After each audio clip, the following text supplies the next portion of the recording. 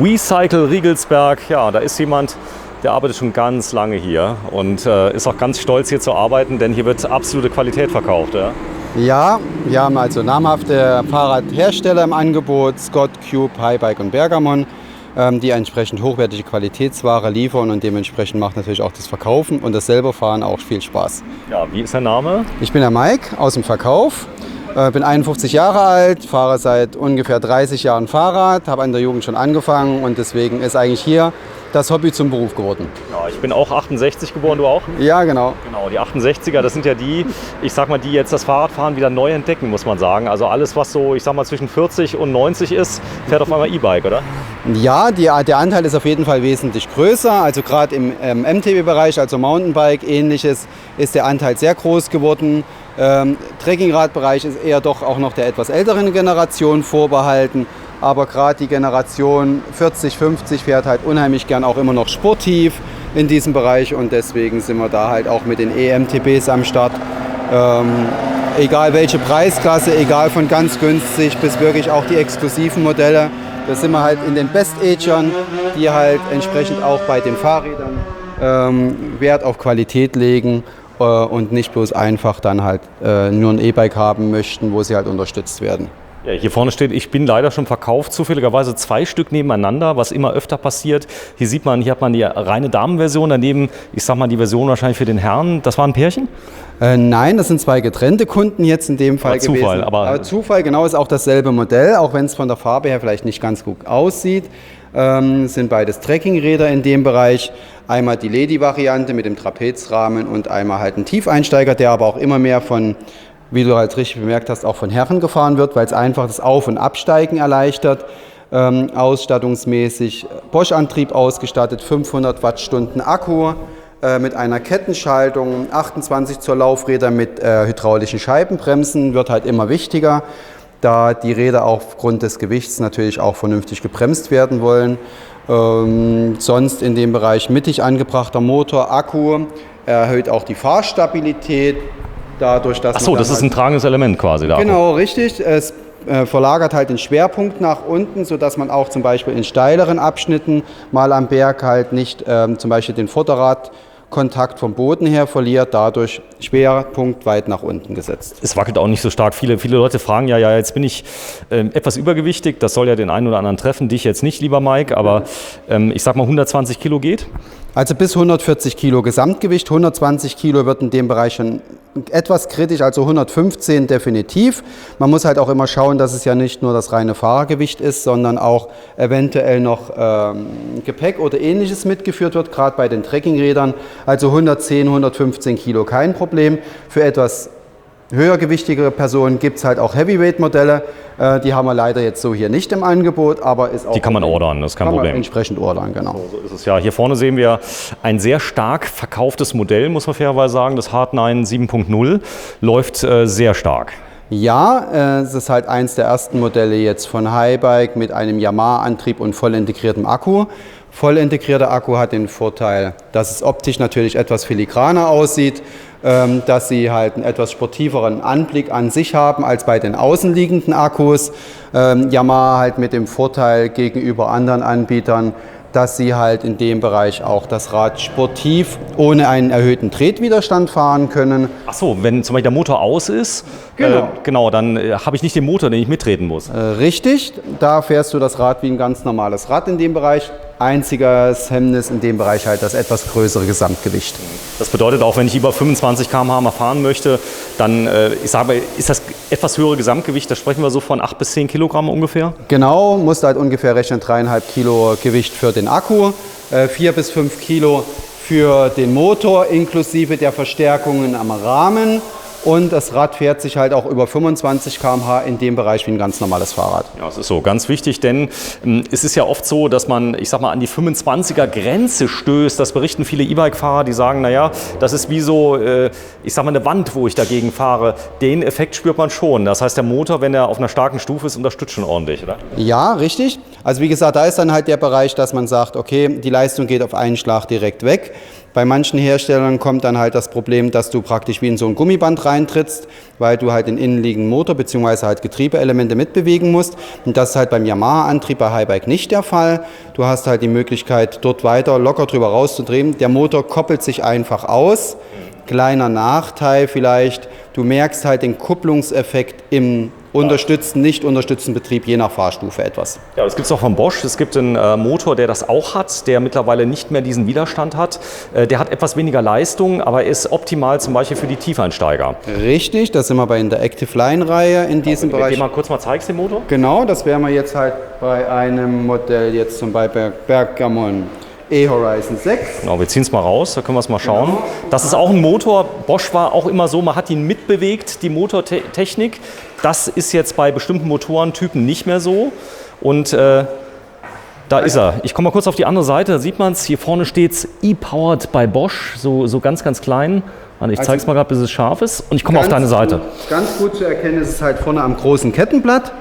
An diesem großen Kettenblatt erkennt man eigentlich immer einen Motor ohne zusätzlichen Tretwiderstand in dem Bereich über 25 km/h. So, wenn du mal so lieb bist, mal drehst, dann zeige ich mal den Motor. Das ist das Element, was außen sichtbar ist, mittlerweile ganz schick. Die haben also nicht nur noch einen Motortyp mit einem weißen Akku wie früher, sondern das ist jetzt alles hoch integriert und das ist dieser Motor ohne Tretwiderstand. Genau, das ist der Active Line Motor, den gibt es noch als etwas leistungsstärkere Variante als Active Line Plus Motor. Da hat er 10 Newtonmeter Drehmoment mehr, wobei die Maximalleistung bei allen Motoren gleich ist, über Dauer mit 250 Watt. Was auch noch ein Mythos ist, diese 250 Watt, die werden bei bestimmten Situationen auch stark überschritten, muss man sagen. Das heißt, es geht um die Dauerleistung. Aber wenn ich jetzt am Berg mal kurzfristig mal reintreten muss, dann ist auch entsprechend mehr Leistung auch schon mal da, punktuell. Genau, kurzzeitig bis zu 400 Watt, aber nur punktuell im ersten Moment der Beschleunigung. Genauso wie auch das Drehmoment eigentlich nur im optimalen Trittzahlbereich vorhanden ist. Das heißt, man redet bei einer Trittfrequenz von ungefähr 70 und in der Regel auch nur in der höchsten Unterstützungsstufe. Also wenn man dann Motoren hat, wo dann angegeben wird 90, 120 Newtonmeter Drehmoment, ist das meiner Meinung nach etwas Augenwischerei, weil auch die nur in einem optimalen Drehzahlbereich halt vorhanden ist. Es ist wie die PS-Zahl beim Auto. Ja, ist es. Hier vorne haben wir einen Scott. Das ist jetzt, ich sag mal, ein Fahrzeug, was jetzt keine STVO-Ausrüstung hat. Was sagst du denn dazu, wenn ich jetzt hier im Wald in Riegelsberg damit rumfahre und habe jetzt keine Lampe und ist die Polizei, die sperrt mich gleich ein? Nein, also STVZO-Zulassung heißt ja heutzutage nicht mehr eine komplette Beleuchtungsanlage zum Beispiel mitzuführen, sondern du musst nur in der Lage sein, ab Einbruch der Dämmerung eine STVZO zugelassene Beleuchtungsanlage nachrüsten zu können. Wo sich vielleicht jemand dran stören könnte, wäre an den nicht vorhandenen Reflektoren, gerade im öffentlichen Straßenverkehr. Wobei ich ehrlicherweise sagen muss, ich bin noch nie angehalten worden, weil ich keine Reflektoren am Rad hatte, sondern eher, weil ich mal ohne Licht gefahren bin. Ja, es gibt was ganz Tolles. Es gibt mittlerweile auch Reifen, die haben die Reflektoren im Reifen eingebaut. Muss man dazu sagen, da sieht man gar keine Reflektoren, aber nachts leuchten die Reifen schön. Genau, das ist also sehr gut zu sehen bei den Trekkingrädern. Da hast du halt die Reflexionsstreifen auf dem Reifenmantel angebracht, sodass halt in dem Bereich keine Reflektoren mehr benötigt werden. So, ihr macht unglaublich viel, ihr macht euch unglaublich viel Mühe bei der Übergabe der Fahrräder. Da ist einiges drauf zu achten. Unter anderem habt ihr eine kostenlose Erstinspektion bei Bosch, zum Beispiel bei 250 Kilometern. Richtig, die wird auch im System eingepflegt. Wir haben also in dem Bereich die Anzeige dann im Display, wenn die 250 Kilometer erreicht werden. Und der Kunde kriegt halt damit einen Hinweis, die Erstinspektion bitte wahrzunehmen. Das ist keine Pflicht, aber immer empfehlenswert, da du dadurch dir natürlich halt zum Beispiel die Schaltung wird noch einmal nachgestellt, die Laufräder werden nachzentriert, alle wichtigen Schraubverbindungen, die halt in der Einfahrzeit vielleicht sich einmal lösen können, würden von uns nochmal befestigt werden. Und der Kunde kriegt von uns natürlich auch Tipps zur Nutzung des Rades. Also wir können über den Servicebericht zum Beispiel sehen, wie der Kunde das Rad bewegt hat. Der Kunde ist für uns leider etwas gläsern mittlerweile, wie aber allgemein auch. Und dort können wir halt direkt nochmal darauf hinweisen, zum Beispiel verstärkt zu schalten oder in dem Bereich halt für eine optimale Reichweite halt sein Fahrverhalten etwas anzupassen. Echt? Man kann das auslesen? Ja. Aus den Motoren jetzt bei allen Motoren oder bei einigen? Bisher können wir es nur bei den Bosch-Motoren auslesen, bei Highbike ist es noch nicht möglich. Da können wir nur über den Akkuladezustand gehen und zum Beispiel dem Kunden Hinweise geben, wenn er das Akku oder den Akku verkehrt lagert bzw. handhabt. Gerade im Winter. Winter ja, aber auch im Sommer. Es gibt halt 3 große Killerkriterien bei den Akkus. Das ist einmal zu große Hitze jetzt ganz besonders im Sommer. Also bitte die Pedelecs nie in der prallen Sonne abstellen, weil über das Überhitzen der Akkus halt entsprechend die Qualität der Batteriezellen leidet. Der zweite Punkt ist halt Tiefenentladung. Das heißt, wenn der Akku längere Zeit komplett entladen stehen bleibt, fällt er halt in Tiefentladezustand. Und damit ist er eigentlich auch hinüber. Beziehungsweise der dritte Punkt halt im Winterladen bei Frost. Da empfehlen wir halt aufgrund der Wärmeentwicklung, den Akku zu entnehmen und vielleicht in einer normal temperierten Räumlichkeit entsprechend dann nachzuladen. Ja, hier vorne sehen wir ein Fahrrad, so ist das jetzt im Auslieferungszustand, das geht wahrscheinlich demnächst raus. Ich bin schon verkauft, steht vorne drauf. Ich zeige es mal gerade. Das ist ein Cube-Bike. Was ist das für eins? Das ist ein Cube SS Pro, EXC. Das ist das erste Modell jetzt im preiswerten Bereich mit einem voll integrierten Akku. Das heißt, sieht auch etwas sportiver aus, ähnlich dem Hard 9 oder Hard 7 bei Highbike. Der Motor ist ein Motor? Motor ist ein Bosch-Antrieb mit einer 10-fach-Schaltung in dem Bereich, einer Stahlfedergabel mit sehr stabilen Standrohren, 2,6 Zoll breiter Bereifung. Das ist halt ein richtiges typisches Mountainbike, was aber auch abseits der unbefestigten Wege sehr gut bewegt werden kann. Ja, da ist ein Schloss dabei, ihr habt jetzt einen Flaschenhalter dabei gemacht. Der war schon dabei, der Flaschenhalter? Nein, Flaschenhalter, Schloss sind Zubehörteile, die wir aber gerne im Rahmen der Preisverhandlung auch separat noch mit anbieten können. So, und hier ist jetzt was Starkes. Da oben drauf ist was ganz Wichtiges. Ihr habt eigene, ich sag mal, Kartons, da sind alle Fahrradunterlagen drin. Genau. Wenn du mir das mal gerade mal öffnest. In diesen Unterlagen findest du alle wichtigen Anleitungen für das Fahrrad, inklusive der Akkuschlüssel, Transportsicherung für die Scheibenbremse, dann der erwähnte Erstinspektionsgutschein, der halt den Kunden berechtigt, die Erstinspektion kostenfrei bei uns wahrzunehmen, inklusive aller Bedienungsanleitungen allgemein fürs Fahrrad an sich, für die Federgabel, für die Bremsanlage, bis halt hin zu einem Typenschild für das Fahrrad mit der genauen Bezeichnung, mit der Rahmennummer und so weiter und so fort, halt auch für den Versicherungsfall. Ja, es könnte ja auch mal sein, dass es mal eingeschickt werden muss und dann, ich sag mal, hat man alles komplett in dieser schönen Box mit allem drum und dran. Die kann man sich zu Hause ablegen und alles ist sehr geordnet. Die Übergabe, wir waren eben mal kurz dabei, sollte man sich schon mal so 20 Minuten Zeit nehmen, oder? Genau, also klar, auch zum Hinweis, wie wird das Fahrrad am besten genutzt, auch kleine Hinweise noch, vielleicht zur Nutzung über den Reifenluftdruck, über die Art und Weise, wie ich das Fahrrad bewege. Ganz wichtig in der Einfahrtzeit Hinweise zum Einbremsen der Scheibenbremsanlagen. Das ist halt immer ganz wichtig, weil da werden eigentlich die meisten Fehler in dem Bereich dort? Also für jemanden, der es jetzt sieht und... Ja, die Scheibenbremse muss halt auch mal kräftig eingebremst werden, damit halt sich die Belege auf die Scheibe einschleifen können und damit du halt auch eine optimale Bremswirkung dann letztendlich für das Rad halt entsprechend hast. Nicht so gutes Öl, also Kettenölen am besten mit Spray und dann sollte man die Scheibenbremse abdecken, oder? Ja, Spray empfehle ich halt in dem Bereich gar nicht, weil da halt der Verschmutzungseffekt sehr groß sein könnte. Ich empfehle halt einfach eine kleine Tropfflasche fürs Öl, mit dem entsprechenden Dosierkopf, wo man halt sehr feinfühlig... Die Kindersicherung. Genau. Ja, es ist nämlich kein Witz. Gerade Kleinkinder trinken das gerne. Genau. Und das ist nicht Dann so hat witzig. man eine Dosierspitze drauf. Mit der Dosierspitze kann man sehr feinfühlig die Kette halt auch entsprechend nachölen, wo man dann wirklich auf jedes Kettenglied halt einen einzelnen Tropfen Öl aufbringen kann, ohne dass man halt entsprechend die Gefahr hat, dass die Kette oder das Öl halt die Bremsscheibe oder ähnliche Sachen verölt. Ja, wenn ich so am Leinfahrt bin, dann kommen mir die Leute, die die Kette nicht ölen, schon entgegen, machen laute Geräusche. Das hat ziemlich viel Schlupf. Das heißt, da geht Energie in die Kette rein, die Kette geht kaputt. Teilweise Ketten werden schlecht gepflegt, oder? Ja, teilweise wird es aber auch übertrieben mit der Pflege. Also es ist einmal Manko zu wenig zu ölen, aber auch zu viel. Da muss man einen guten Mittelweg finden. Also ich sage immer, einfach im Auslieferungszustand mal an die Kette ranfassen. Ein leichtes Schmierfilm auf den Fingern ist in Ordnung. Alles drunter ist zu wenig, alles drüber ist zu viel. So ist es, ja. Ihr habt zurzeit Sommerschlussverkauf. Wir drehen jetzt ich gucke mal auf die Uhr, am 12. Juli 2019. Ja, Sommerschlussverkauf bedeutet, es kommen immer mehr Fahrräder an. Ich zeige es mal gerade. Hier vorne stehen schon die neuen Kartons. Die 220er Modelle sind eingetroffen. Ihr reduziert Modelle, da gibt es Hunderte von Euro Rabatt als Beispiel. Aber man muss sagen, von 2018 auf 2019, die Unterschiede waren gar nicht so groß. Oft ist nur die Farbe, oder? Ja, definitiv Farbe, Schriftzug, optisches Design. Im Bereich der Ausstattungsvarianten eher weniger. Es gibt ein paar kleine Unterschiede. Mal ist beim Rad die Bremsanlage etwas besser geworden. Also in der Regel steigt die Qualität der Räder an. Teilweise auch bei einigen Herstellern ohne größere Preisaufschläge. Da ist es halt relativ einfach, auch jetzt zum Saisonende ein sehr qualitativ hochwertiges Rad noch in dem Bereich mit einem guten Preisnachlass doch auch zu erwerben. Ja, das Thema Licht ist bei vielen immer wichtiger. Viele haben LED-Matrix-Scheinwerfer im Auto, sie haben Xenon, sie haben LED, Full-LED. Ja, das Ganze hat Einzug gehalten, aber ganz neu 2019 kam Skybeamer in immer mehr Fahrräder. Was ist das? Der Skybeamer ist ein LED-Scheinwerfer im Fahrradbereich. Den gibt es in verschiedenen Leistungsstufen, beginnend mit 150 Lux Leuchtstärke über 300 bis zu 500, wobei dieser Skybeamer 500 den gehobenen Modellen bei Highbike vorbehalten sind, die jetzt zum Ende des Jahres noch neu kommen. Die haben sogar eine Abblendlichtfunktion. Ja, das ist nämlich immer wichtiger. Die Fahrräder werden immer mehr rund ums ganze Jahr benutzt, für Pendler zum Beispiel.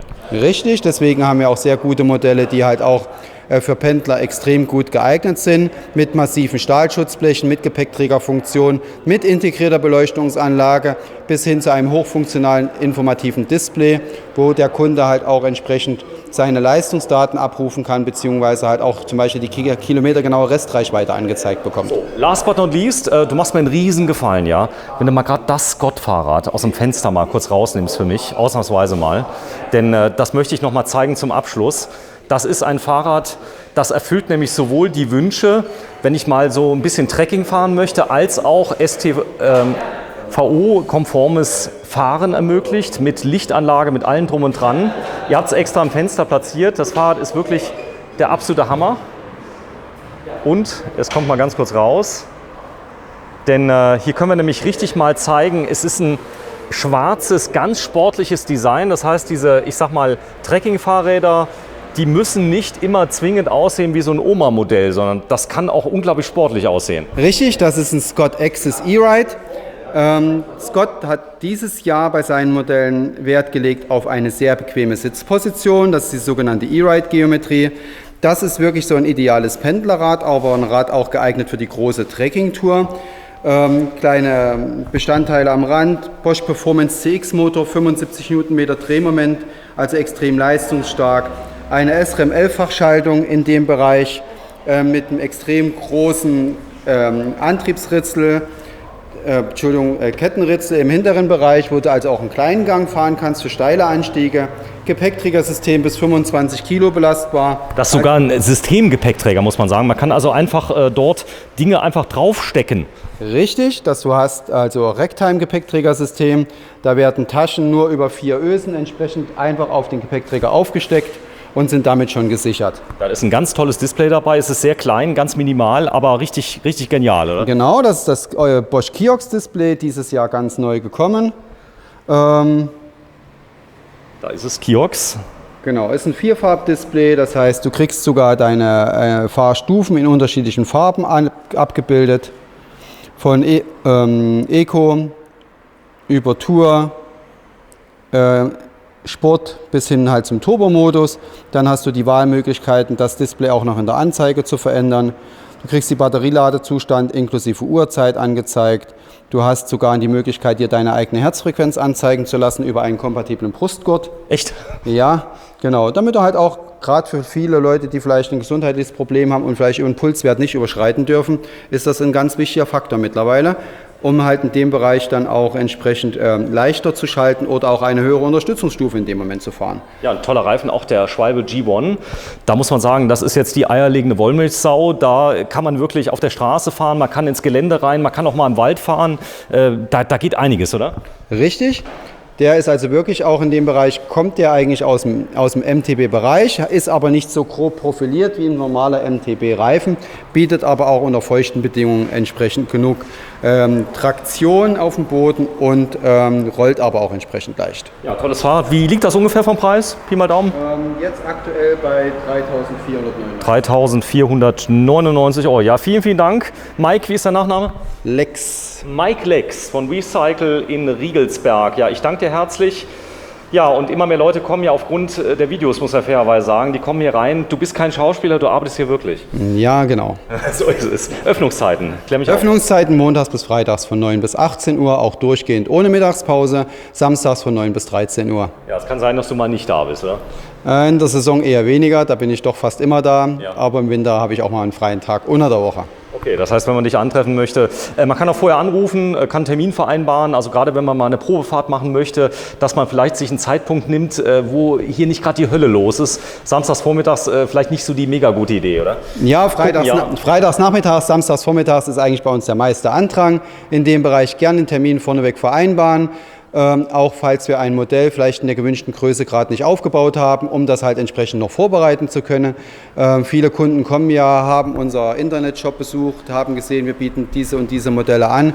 Da ist es natürlich immer ganz wichtig, dann auch für den Kunden das entsprechende Modell in der entsprechenden Größe halt vorrätig zu haben. Ja, Thema Finanzierung, das geht sehr einfach bei euch, dauert ca. 10 Minuten, Personalausweis, EC-Karte mitbringen. Genau, Personalausweis, EC-Karte, eventuell bei größeren Beträgen vielleicht noch ein Verdienstnachweis. Okay. Sonst ein paar kleine persönliche Daten müssen wir einfach abfragen, aber innerhalb von 10 bis 15 Minuten ist die Finanzierung in der Regel erledigt. Ja, das geschieht auch diskret, das heißt, ihr habt einen eigenen Platz dort. Ja, vielen, vielen Dank, Mike, und wenn auch Sie Interesse haben, ja, Sommerschlussverkauf wird nicht immer sein, aber ihr habt immer wieder Aktionen, so muss man es fairerweise sagen, und ihr habt den Service mit dabei. Wenn Sie Lust haben, kommen Sie nach Riegelsberg. Ihr habt aber noch einen zweiten Laden, hätte ich fast gesagt, der ist fast doppelt so groß, der ist ganz neu in St. Wendel. Genau, unsere Filiale in St. Wendel hat eine Verkaufsfläche von 450 Quadratmetern. Dort ist auch zum Beispiel der sportive Bereich etwas stärker vertreten im Bereich des Rennsportsbereichs, also Gravelbikes, Rennräder, Cyclocross-Räder und natürlich auch der sportive Bereich im MTB-Segment.